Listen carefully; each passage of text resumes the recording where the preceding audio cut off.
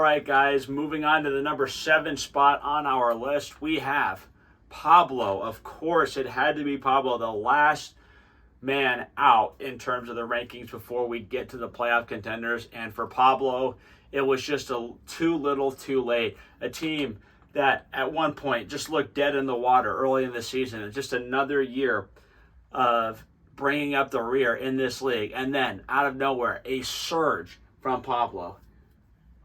Absolutely destroying people. Dak Prescott coming out of nowhere to be the number 1 fantasy quarterback this year. Keenan Allen had some unbelievable games. Jonathan Taylor coming back off of the injury / holdout / whatever you want to call it, whatever that was. And James Conner, who also had a great year. Devontae was in there too. He's been okay. Has been a little bit of a disappointment.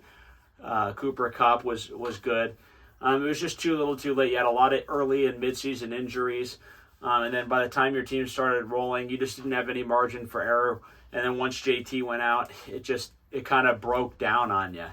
But I think I could speak for everyone in this league when it said, last year your team was one of the worst teams probably in league history, honestly.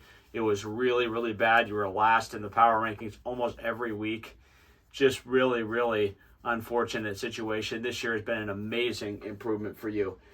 Now, when it comes to your best pick, Keenan Allen at 42nd overall. Keenan Allen was a player personally I was a little bit wary of. I was kind of staying away from Keenan Allen. I thought maybe, he's too old, has had injuries in the past, which of course now he is injured finally at the end of the year, but he's had injuries in the past.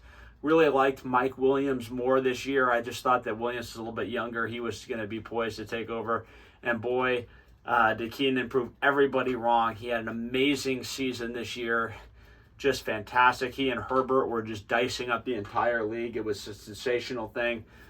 So that was absolutely fantastic.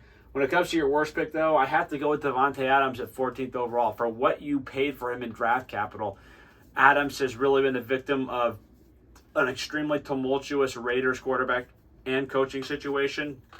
Fire their head coach. They've had 3 different starting quarterbacks this year. Aiden O'Connell doesn't have much of a connection with Adams. Seems to be more of a Jacoby Myers, Michael Mayer type offense at times when Aiden O'Connell is back there slinging the rock. Adams just hasn't lived up to that first round billing, unfortunately. He has had some good games this year, but it just hasn't been enough to really justify being a first round pick. That being said, he made a lot of really good picks this year, so it kind of made up for it. The takeaway, I think the takeaway for your team was the bold picks. Keenan Allen, Cooper Kupp, and Jonathan Taylor were all guys that people thought, maybe they're not going to have such a great year. Taylor was a huge risk, probably the riskiest player to draft in the entire league this year, and Kupp obviously not far behind. And yet those risks really paid off. Your team should have been in the playoffs. You deserved to be in there. There were 2 teams that made the playoffs that you scored more points than, actually maybe 3 now that I'm thinking of it. You really deserve to be right up there with the best of them, and it just didn't work out. You just didn't have the luck this year, unfortunately. But congratulations, you're the most improved player this year by a long shot, and you can take that and use it as a source of pride for yourself going into next year. That being said, we got to move on. It's going to be playoff contender time when we return.